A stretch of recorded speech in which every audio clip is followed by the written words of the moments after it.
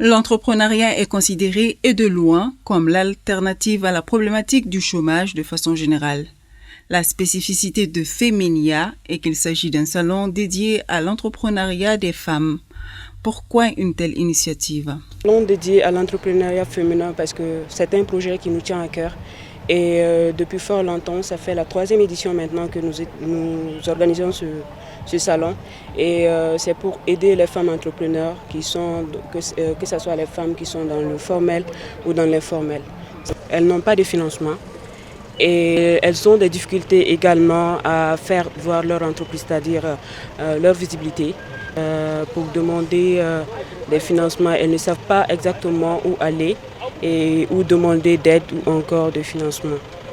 Le salon prévoit au programme plusieurs activités dont des conférences panels, des formations, des masterclass, des rencontres d'affaires, des animations et des expositions.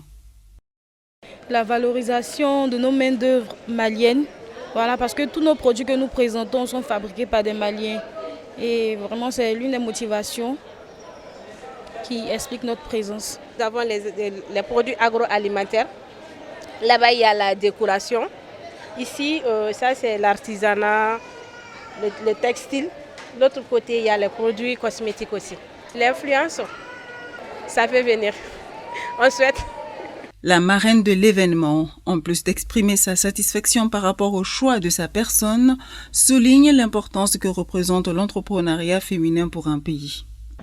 Donc c'est encore réitérer une fois de plus mes remerciements à l'équipe Féminia. À cette formidable équipe aussi les féliciter pour l'initiative. Parce qu'aujourd'hui, qui parle d'entrepreneuriat féminin, parle simplement du socle de notre développement socio-économique.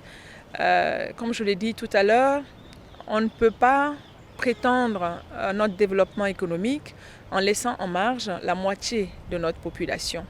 Donc quand on parle d'entrepreneuriat féminin, au-delà même d'une question orientée sur les femmes, on parle du développement du pays, de la nation. Et je vais aller même au-delà, on parle même de la stabilité, de la sécurité, de la paix. De ce fait, il est donc crucial aussi bien au niveau de la volonté politique que des parties prenantes dont les femmes de s'engager afin de développer l'entrepreneuriat féminin, dira-t-elle. À titre de rappel, cette 3e édition de Féminia est placée sous le haut parrainage de Bakary Doumbia, ministre de l'Entrepreneuriat national, de l'Emploi et de la Formation professionnelle et se tiendra jusqu'au dimanche 28 novembre 2021 au CICB. Le thème retenu pour l'occasion est « Entrepreneuriat féminin au Mali, quels moyens pour favoriser l'accès au financement ?»